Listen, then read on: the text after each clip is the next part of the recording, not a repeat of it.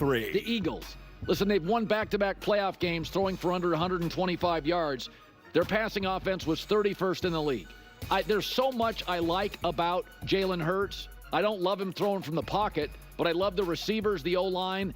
They're just a very special team. They do things that bad teams do. They move off coaches. They're, like sometimes they're active for the sake, it feels like, of being active. But, they almost had as many rushing yards as the Rams had passing yards. I think it's the best roster in the NFL. I think it has been for the last couple of years. Philadelphia at 3. Okay. First off, guys, can we stop? I'm begging us. Can we stop? Can we stop with this narrative about the Philadelphia Eagles? I mean, how did the Kansas City Chiefs win? Did they pass the ball for 350 yards? How did the Buffalo Bills win? Did they pass the ball for 450 yards? And then this idea that somehow that they have this awful passing offense because they built their team around a dominant O-line and a dominant run game with a dominant running back as well as a dominant running quarterback is somehow now meaning that they're bad. And this whole idea that A.J. Brown, remember how much these wide receivers are desperate to get to the 1,000 wide receiver mark? That's the true accomplishment of just hitting that 1,000 mark. A.J. Brown, 1,079. He didn't even play the full season. He missed multiple games because of either just sitting or because of injuries. Like, huh? 17th? But I thought Jaylen Hurts doesn't know how to throw the ball. That's weird. That doesn't really make sense to me. Devontae Smith, 833 yards, and he only played 13 games. He missed multiple games. One of the games he played, but then he left early because he got concussed. And yet, he would have also had 1,000 yards. And so, Jaylen Hurts would have had 2 wide receivers that he threw to that had over 1,000 yards? I don't understand. He must be really lucky then, He's probably not really a good passer. I'm sure that means he probably just has like a low completion percentage or a low passer rating. Probably something like that, right? Wait, what's this? Jaylen Hurts is top 5 in passer rating with 103.7? Wait, really? He's right up there with Joe Burrow, Jared Goff, Lamar Jackson? Like, huh? Above Justin Herbert, Josh Allen, Jane Daniel? Like, I didn't know. I would have never known. Well, he must have a bad completion percentage, though, right? It must be like, I don't know, something that he's not really. Wait, what? That can't be. He's top in the league as well? Top 8 in completion percentage, 68.7? I don't understand. He's got a higher completion percentage than Patrick Mahomes? Than Kirk Cousins, Lamar Jackson, Justin Herbert? Well, he must turn the ball over then a lot, right? He must have a lot of interceptions. Wait, he only has 5, so he's bottom 3 in the league? We praise Justin Herbert and Lamar Jackson for not throwing interceptions, and Jaylen Hurts has only 5? I don't understand. I'm confused. Well, with all that passing, I'm sure his running then hurts. Wait, Jaylen Hurts is a better runner than Jaden Daniels? Lamar Jackson? He's top 4 according to PFF? I don't understand. I'm so confused.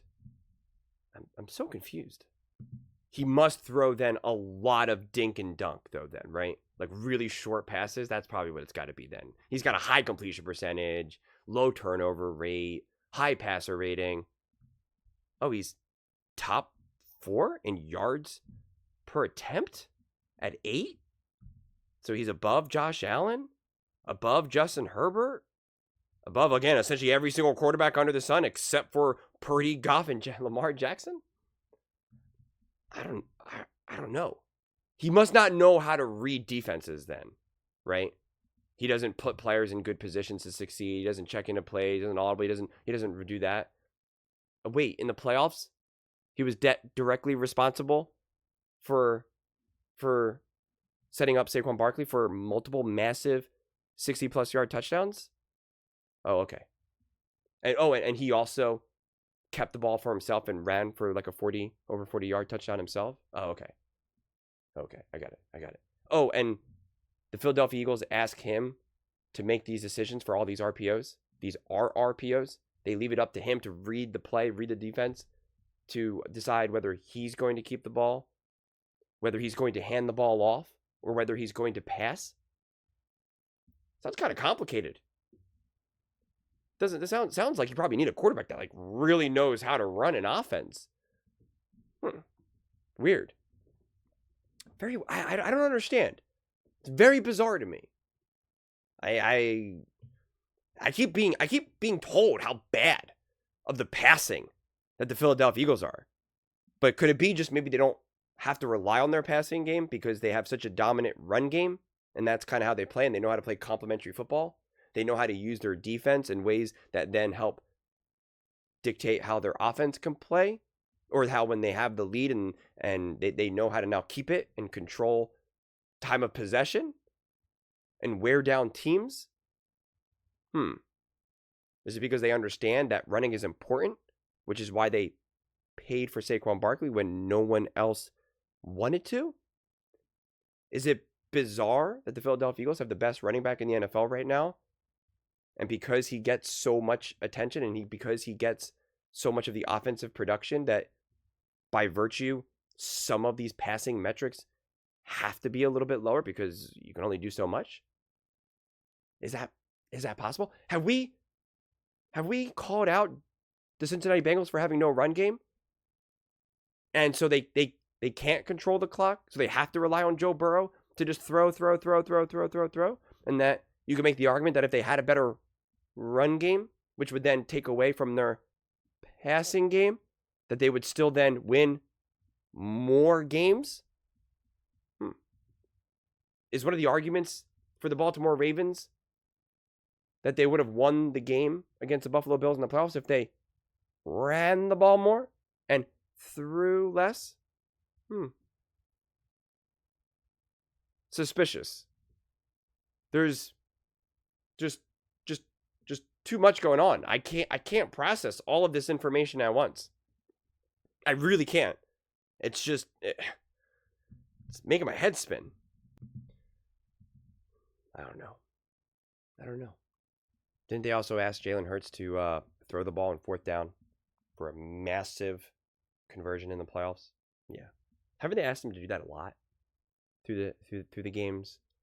Like against the Packers, like against the Packers in week 1. But I don't know. What do I know?